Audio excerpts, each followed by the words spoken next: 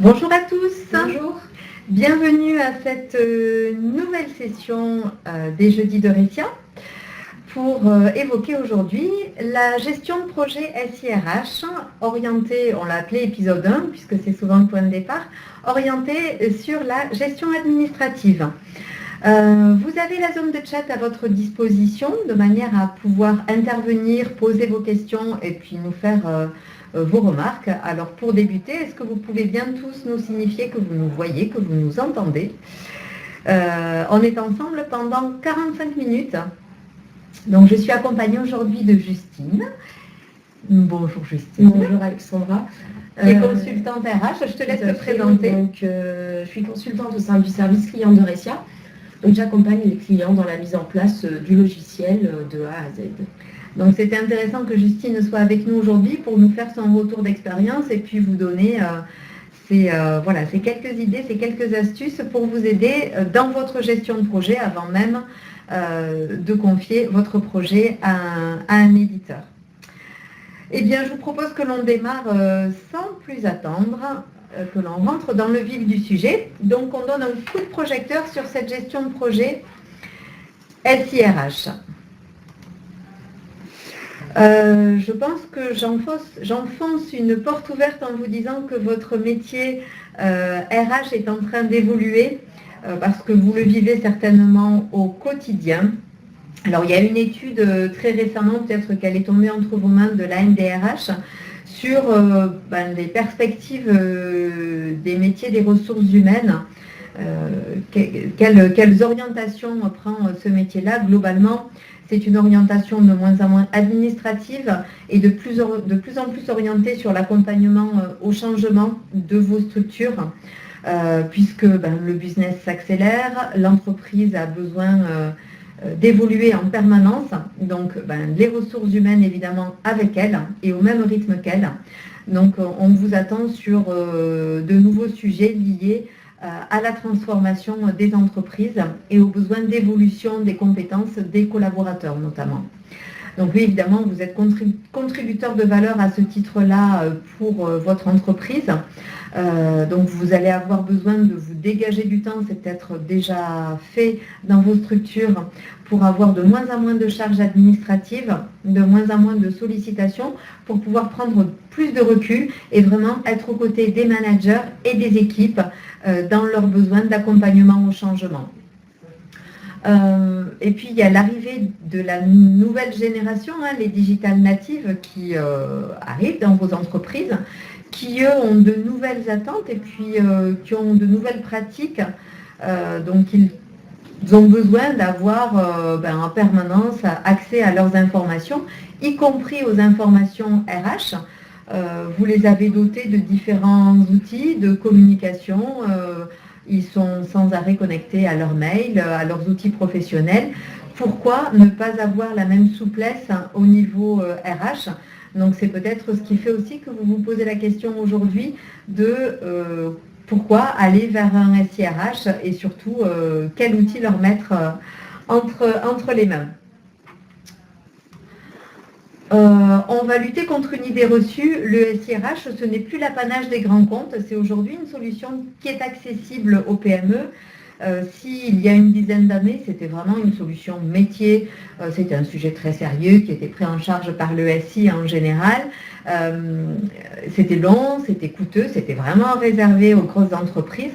Avec le développement du web et des solutions en SaaS, on est vraiment aujourd'hui vers des solutions qui sont accessibles pour les PME, même si vous n'avez pas derrière vous un background SI important, eh bien n'ayez pas peur, vous allez voir que le SIRH, ça peut être quelque chose de simple à mettre en place dans vos entreprises, aussi de rapide à mettre en place dans vos entreprises.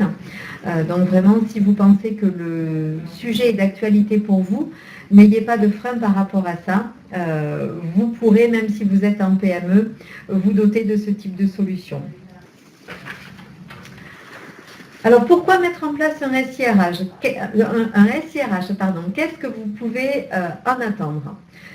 Tout d'abord, ça va être votre partenaire, votre allié pour pouvoir répondre à vos obligations légales. vous êtes au cœur d'un code du travail qui est lourd, où vous avez beaucoup de contraintes. Alors ça a été encore complexifié par la loi travail, par les récentes ordonnances Macron, et c'est pas fini. Donc vous êtes vraiment le garant du respect de cette réglementation, et le SIRH peut vous aider à mettre en place toute une série d'alertes.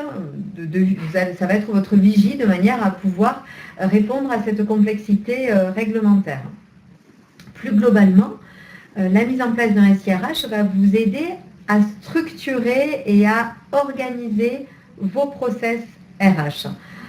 L'objectif, c'est vraiment de balayer de manière générale quels sont tous ces process, et puis de pouvoir simplifier, fluidifier et sécuriser la remontée d'informations. Vous êtes souvent en bout de chaîne pour récupérer ne serait-ce que les données d'absence de vos collaborateurs. Si vous avez des process qui sont complexes, qui sont longs, où il y a beaucoup d'interruptions, eh bien, en bout de chaîne, souvent, vous avez des données qui sont partielles, qui peuvent être même fausses, et du coup, ça a des impacts fâcheux sur la préparation de la paie. Donc, l'objectif, c'est de pouvoir vous aider à vraiment structurer et fiabiliser ces processus. Le gain de temps, c'est souvent ce qui arrive en premier. On a souvent des prises de contact de la part de RH ou de responsables d'entreprise. Je passe trop de temps sur ces process, il faut trouver une solution pour que je me dégage du temps de manière à pouvoir améliorer ma productivité. Et c'est vrai à toutes les étapes, c'est vrai pour le service RH, mais aussi pour le service comptable, pour le service paie, pour les managers, parce qu'ils sont souvent pollués par des validations uniquement, validation de congés, validation de feuilles de temps, validation de notes de frais. Donc il faut trouver le moyen de les libérer à ce niveau-là, de manière à ce qu'ils soient vraiment concentrés sur leur cœur de métier et leurs préoccupations. Peut-être avant de te passer la parole, Justine, un petit test pour ceux qui sont avec nous aujourd'hui.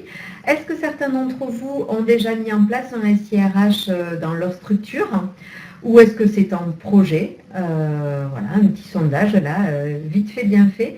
Utilisez le chat pour nous dire où vous en êtes, vous, dans votre entreprise. En projet, en réflexion, ayant déjà des solutions. Alors, Philippe est en projet, ok. Donc, j'espère que ce qu'on va vous dire aujourd'hui va vous aider à vous organiser, parce que vous allez voir que c'est un peu la clé.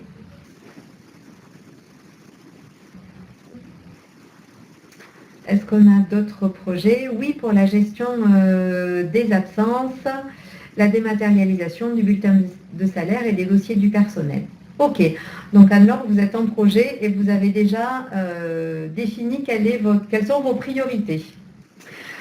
Alors, comment s'organiser pour réussir? Parce que c'est ça le point de départ, hein, Justine. Oui, tout à fait. Donc, construire une équipe projet. Au niveau du pilotage, donc la mise en place d'un SIRH va toucher les salariés. Donc, c'est important de prendre en compte les problématiques du plus grand nombre de tous vos collaborateurs, et nécessairement d'avoir l'aval de votre direction afin que le projet soit porté par tous. Il faut réunir donc les acteurs qui vont s'organiser pour réussir. Dans la plupart des cas, ce sont vos collaborateurs en interne qui vont savoir leurs problématiques et savoir ce qu'ils ont besoin pour s'organiser au mieux. Il est également intéressant d'avoir l'avis des acteurs à différents niveaux hiérarchiques, donc différents services de l'entreprise, et surtout d'intégrer au projet vos instances représentatives du personnel, et ce, dès le départ du projet. Voilà, si vous êtes dans des entreprises dans lesquelles vous avez un CHSCT, un CE, c'est important de vraiment, dès le début, les intégrer à votre projet, de manière à ce qu'ils comprennent bien l'objectif pour l'entreprise, évidemment, au global, mais aussi pour le bien-être des salariés. Et puis adhérer au logiciel qui sera mis en place par la suite. Pour vous aider à communiquer ensuite sur le sujet. Différentes fonctions, donc c'est important pour couvrir tout le périmètre de votre logiciel et de votre entreprise et comprendre les enjeux quotidiens afin d'adapter au mieux votre SIRH. Dans la majorité des cas, les porteurs de projet sont soit les responsables de ressources humaines ou les responsables administratifs, Mais des fois, ça peut être des collaborateurs du service comptabilité. Il n'y a pas vraiment de règles pour les collaborateurs porteurs du projet. En tout cas, le chef de projet, c'est celui qui va aller chercher les infos sur le terrain, les faire remonter et ensuite faire le lien avec le prestataire. Oui, autant les infos que les enjeux de votre SIRH. Pour constituer votre équipe et construire le projet, donc vous aurez également besoin de connaître vos ressources, le qui fait quoi dans l'entreprise, donc pour la gestion des absences, qui valide les congés, qui fait les plannings également, pour les dossiers du personnel, qui a les infos, qui les saisit, et les différents documents que j'utilise en RH aujourd'hui. Est-ce que j'ai déjà une grille d'entretien qui est faite, comment je déclare mes feuilles de temps, mes activités au jour le jour pour avoir, par la suite connaître les heures supplémentaires. Et surtout, quels prestataires externes sont en lien avec mon entreprise et vont m'aider dans la démarche. Si vous n'avez pas de SIRH en interne, ou si vous en avez déjà, c'est important de savoir s'ils vont concorder, s'ils sont compatibles entre eux. Si vous avez par exemple un prestataire externe qui gère la paie ou la comptabilité pour vous, il est important que vous ayez l'information sur l'outil qu'il utilise parce que par facilité, on peut mettre en place des connecteurs de manière à ce que les informations du SIRH viennent se déverser automatiquement dans le logiciel de paie ou de compta. Donc vraiment, il y ait une vue globale, pas uniquement en interne. Et plus vous avez ces informations en amont, plus vous êtes tranquille après dans la mise en place du projet. Un aspect très important également, c'est le budget. C'est important que vous ayez un budget défini. Donc le mode SAS vous permet une acquisition plus importante à la base, mais vraiment un retour sur investissement par la suite et un investissement qui sera moindre les années suivantes. Si votre surface financière le permet également, vous pouvez faire appel à un prestataire externe, un consultant, qui pourra vous accompagner en plus de votre équipe interne dans le projet. Ça peut permettre aussi, si effectivement vous avez le budget pour être accompagné, d'avoir un œil un peu extérieur selon les structures et selon le climat social. Parfois, l'intervention d'un consultant neutre, entre guillemets, peut être vraiment un atout pour votre projet. Donc, à chacun de voir en fonction de son budget et de sa structure si c'est pertinent d'être accompagné. Un aspect fondamental également, c'est le calendrier, c'est s'assurer du temps alloué à la mise en place du projet. Donc à quelle date je souhaite mettre en place le logiciel et faire un rétro-planning en fonction. Donc c'est important de bien mettre en place le projet, qu'il ne soit pas mis en place durant les différents rushs que vous allez connaître en entreprise, un bilan social, une campagne d'entretien, une réorganisation. Vraiment être tranquille durant cette mise en place du projet. Avoir de la disponibilité pour ce projet-là. L'anticiper et puis planifier d'ores et déjà les comités de pilotage le plus tôt possible pour que les acteurs soient intégrés au fur et à mesure dans le projet. Alors une fois qu'on a défini cette équipe projet et les grandes lignes, on va commencer à rentrer dans le détail des process. Quels sont les process à dématérialiser? Anne-Laure, par exemple, a déjà listé gestion des absences, dématérialisation du bulletin de salaire, dossier du personnel.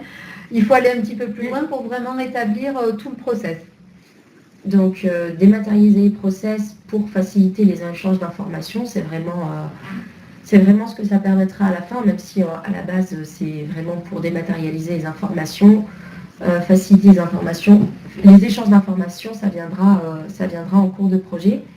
Comment je fonctionne aujourd'hui et comment je souhaite améliorer mes process dans le futur. C'est important de faire cet état des lieux pour voir quels sont vos objectifs à la fin.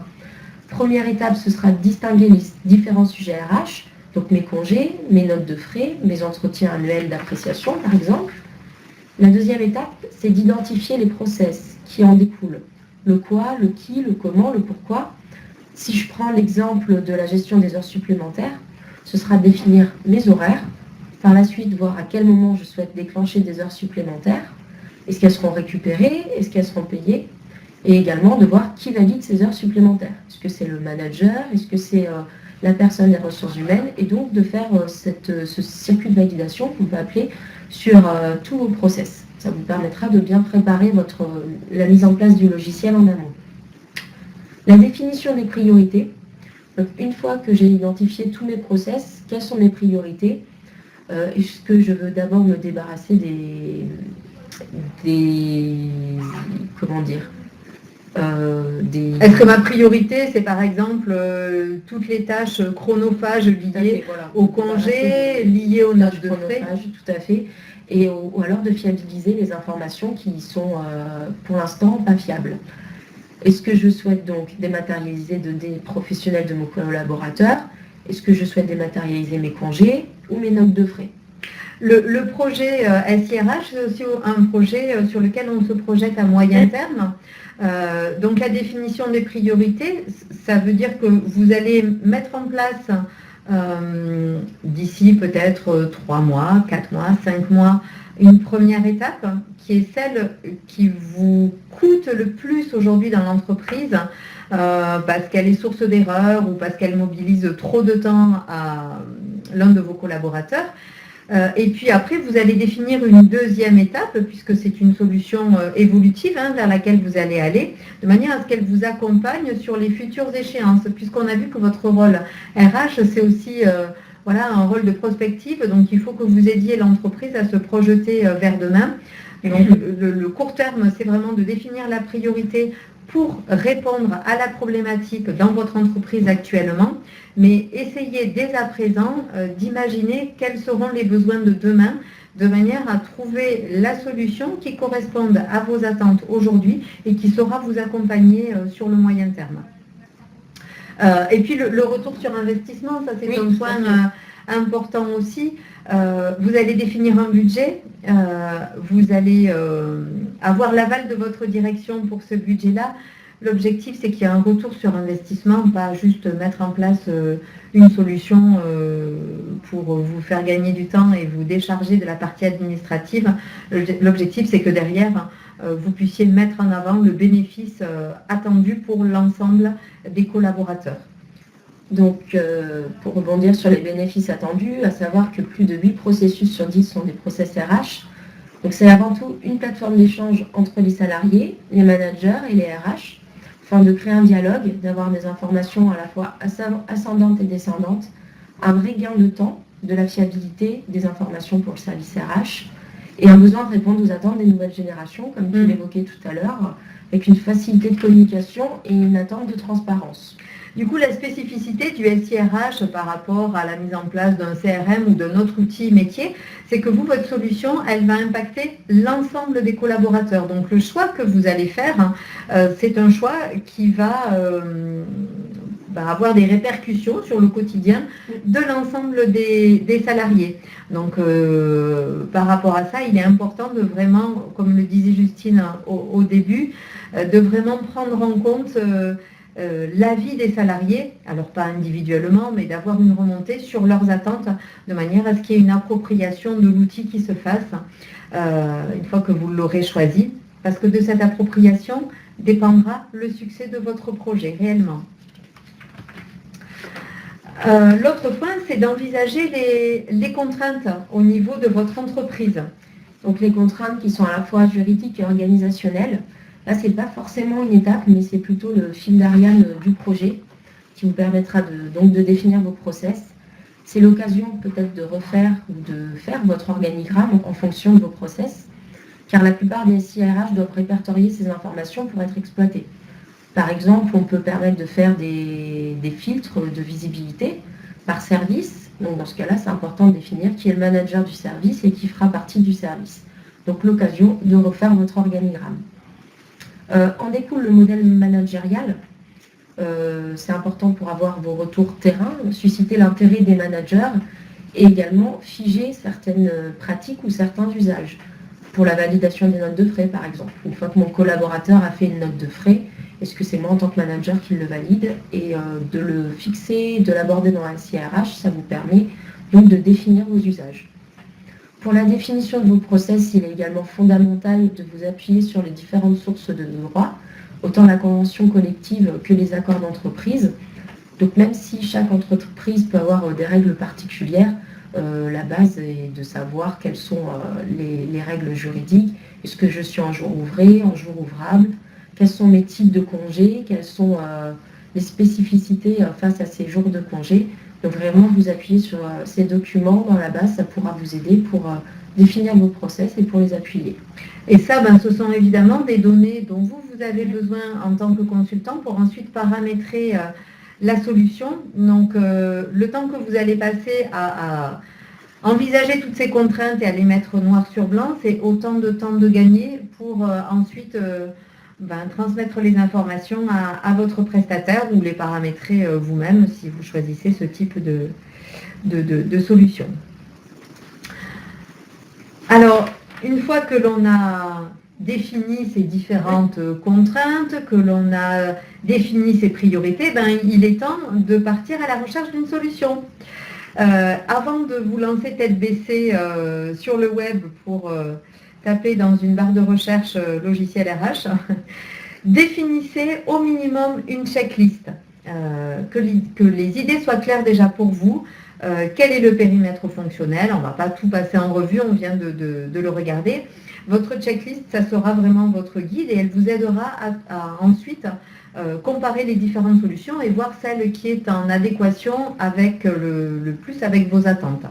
Si vous êtes accompagné d'un consultant, eh bien certainement qu'il ira jusqu'à la rédaction d'un cahier des charges, mais ça n'est en rien obligatoire. Vraiment, une checklist bien définie, ça peut être suffisant. L'environnement logiciel proche, on l'a évoqué tout à l'heure avec le logiciel de comptabilité et le logiciel de paye. C'est ceux qui sont les plus évidents, mais peut-être que vous avez d'autres éléments RH, d'autres logiciels RH dans votre entreprise. Donc il est important de vraiment mettre tout ça noir sur blanc de manière à l'évoquer avec le prestataire. Au niveau des plannings notamment, c'est vrai que c'est important de voir comment fonctionnent vos plannings à l'heure actuelle. Est-ce que vous utilisez des outils comme Outlook, Gmail et ce que vous souhaitez mettre en place par rapport à votre CRH sur ce point. Et puis vous allez faire un choix de solution, c'est certain, mais vous allez aussi faire le choix du prestataire. Donc la solution que vous allez choisir, c'est une solution que vous allez mettre en place dans votre entreprise, on l'espère, pour plusieurs années. Donc assurez-vous de la fiabilité du prestataire que vous allez choisir. Appuyez-vous peut-être sur des labels, des normes, de manière à sécuriser aussi les données que vous allez confier. Puisque c'est des données importantes, c'est les données salariées. Il n'est pas question que la société disparaisse du jour au lendemain et que vos données ne soient plus hébergées ou disparaissent dans la nature. Donc vraiment prenez le temps de vous sécuriser sur le choix de la solution et du prestataire. Et puis le coût, en choisissant une solution SaaS, comme on l'a vu tout à l'heure, vous allez faire un choix d'amortissement sur le long terme, puisqu'il n'y a pas de coût à proprement parler d'investissement logiciel au départ, il n'y a pas de coût d'installation. Donc voilà, faites votre choix en connaissance de cause. N'allez pas forcément vers la solution la moins chère, mais allez vers la solution qui correspondra au mieux à vos attentes et qui vous proposera peut-être le meilleur retour sur investissement. C'est un choix que vous feriez de cette manière-là si vous investissiez vers, je ne sais pas moi, une machine, une solution métier. Donc faites la même chose sur le SIRH. Est-ce qu'à ce niveau-là, vous avez des questions parce qu'on déroule notre sujet avec Justine, mais peut-être qu'il y a des points qui ne sont pas clairs ou sur lesquels vous avez besoin de précision à ce stade-là. N'hésitez pas en tout cas à poser vos questions sur le chat. Alors une fois qu'on a sélectionné son prestataire, il est temps de planifier son projet, de se projeter sur sa mise à disposition. 100 jours pour réussir, c'est vrai qu'un SIRH peut être mis en place en 100 jours, mais il est vraiment important de bien le préparer en amont, comme grâce aux étapes qu'on vient de voir, et après de le mettre en place une fois que tous les éléments sont définis. Au niveau du planning projet, je vais plus vous parler de mon métier en tant que consultante. Ce qui est important, donc, c'est qu'on identifie les objectifs avec vous, vraiment les objectifs globaux. Pourquoi vous avez pris le SIRH, quels sont vos objectifs, Après, définir vos règles RH, est-ce que vous avez des CDI, des CDD, quels sont vos horaires de travail, comment vous fonctionnez avec un prestataire, oui et non. D'où l'important de préparer ces données, ça vous fait gagner du temps et ça permet de dérouler le projet vraiment tranquillement en répertoriant les données en amont et vraiment ça nous permet de paramétrer au mieux et de réduire peut-être le planning ou d'être dans les délais. Au niveau du calendrier RH de votre côté, donc il est important d'avoir un calendrier RH qui soit bien établi. Comme je vous l'ai dit, c'est peut-être compliqué de mettre en place un logiciel de SIRH pendant d'autres événements importants à votre niveau dans l'entreprise et de manière à bien respecter les réunions que vous étiez fixées, les objectifs que vous étiez fixés également. Réglage et ajustement. Donc, une fois qu'on a bien défini vos règles RH, nous, on les répertorie dans un fichier d'audit qui nous permet de paramétrer le logiciel en fonction de vos attentes. Une fois que le logiciel est paramétré, on fait une revue de paramétrage. Donc, on vous montre le logiciel et on teste les circuits de validation. On pose une absence pour voir si la déduction des jours vous convient. Vraiment cet aspect fonctionnel du SIRH. Par la suite, on vous forme en vous donnant la main, donc sur l'écran, avec les différentes fonctionnalités qui seront nécessaires au quotidien et qu'on essaie de personnaliser en fonction de vos besoins. Oui, juste chez Euretia, la formation, elle ne concerne que les administrateurs. Hein. Les utilisateurs, eux, n'ont pas besoin de formation. Tout à fait. C'est important que ce soit les administrateurs qui fassent la formation aux collaborateurs. Notamment, ça génère l'adhésion au produit parce que vu qu'on a adapté la formation en fonction des besoins qu'on aura recensés à la base, ça permet également une meilleure adhésion des collaborateurs quand c'est fait par l'administrateur. Les ajustements, donc on ajuste en fonction de la formation des éléments qui restent à paramétrer en fonction de vos besoins. Et surtout, on accompagne nos clients. Donc on vous donne les accès au logiciel, vous l'avez clé en main. Et par la suite, s'il y a des éléments qui restent à paramétrer ou à régler, on vous accompagne durant un mois. Donc les 100 jours pour réussir, c'est notamment un mois d'accompagnement jusqu'à ce que vous puissiez être autonome sur l'utilisation du logiciel.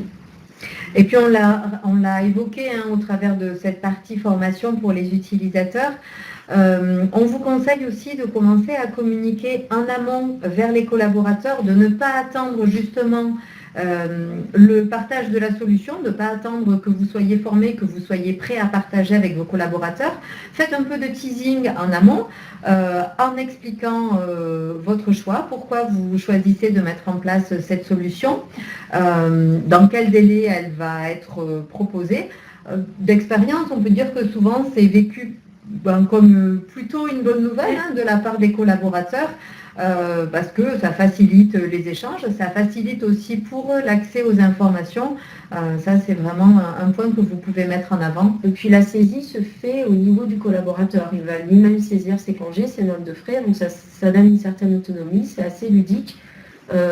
C'est des éléments qui permettent de susciter de l'adhésion, de simplifier la vie, mais c'est important aussi de rassurer vos collaborateurs sur l'utilisation du logiciel. Donc si vous l'avez testé en amont, c'est aussi bien. Donc vraiment, n'attendez pas le dernier moment pour communiquer. Le plus vous préparerez la mise à disposition et le mieux ce sera pour vous et pour vos collaborateurs. Alors, quel bénéfice peut-on attendre de la mise en place d'un SIRH ?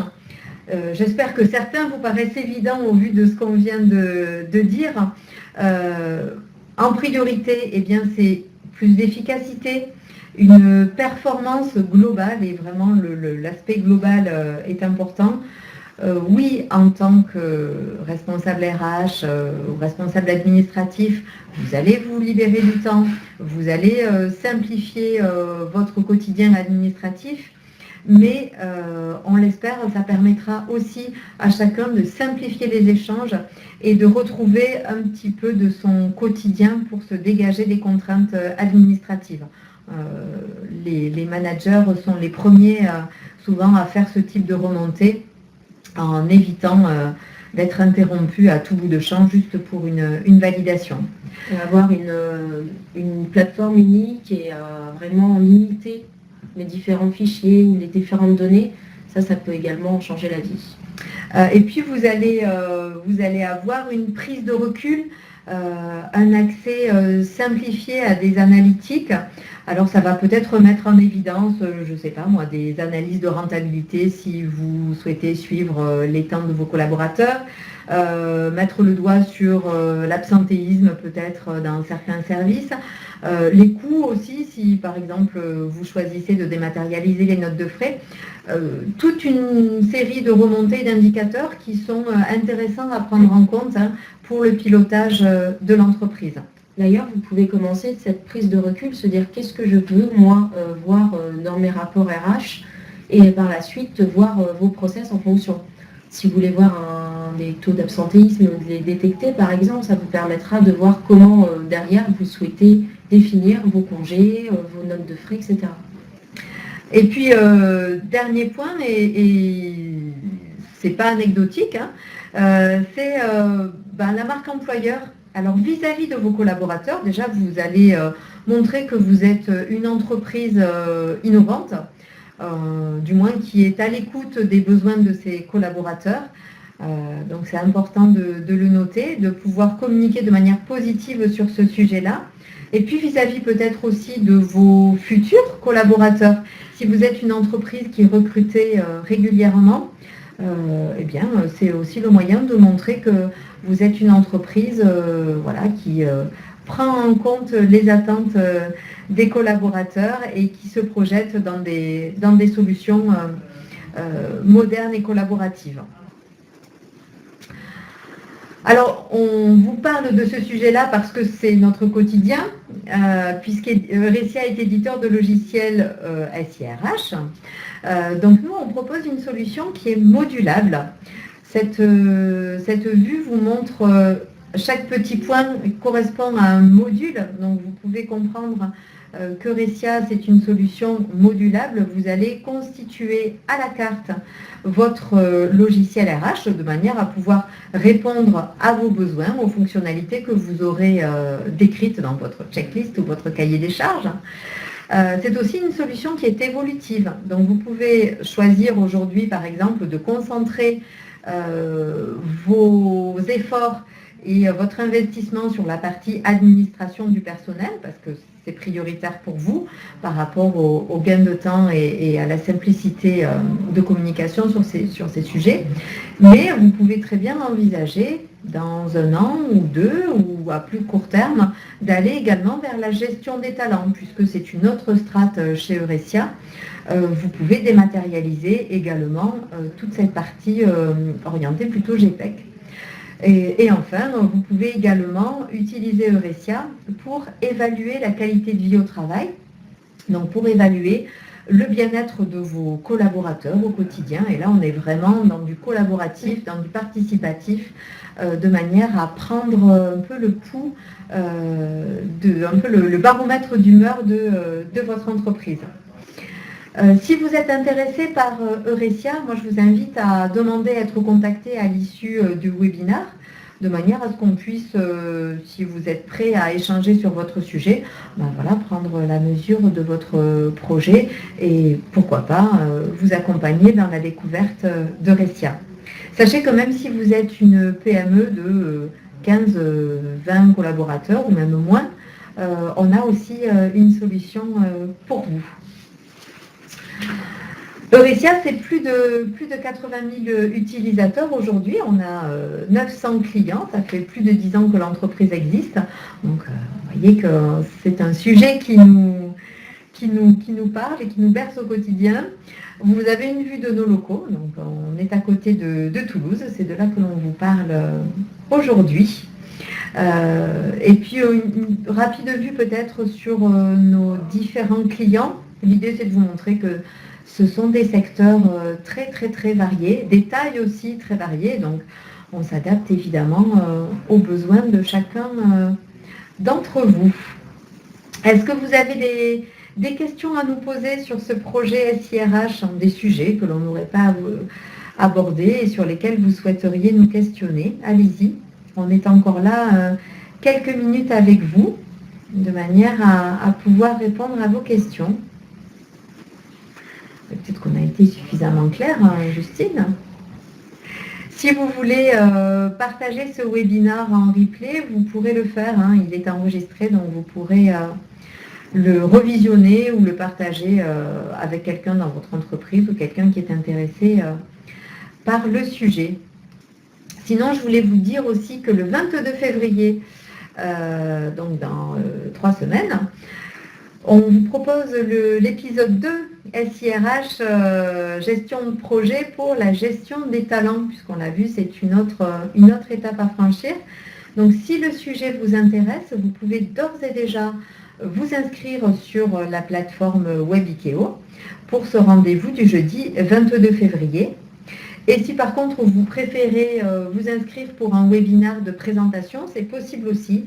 On organise un webinaire de démo, ce sera le mardi 27 février. Donc n'hésitez pas à aller sur notre chaîne pour vous inscrire pour ces rendez-vous-là. Eh bien, je vois que vous n'avez pas de questions, donc on peut peut-être vous libérer, vous laisser vaquer à vos projets ou commencer à rédiger votre checklist, par exemple. Donc, merci de votre attention. Merci beaucoup. Merci Justine de ta participation. Merci à toi. Et on vous dit à très bientôt pour de nouveaux sujets. Au revoir, merci. Au revoir.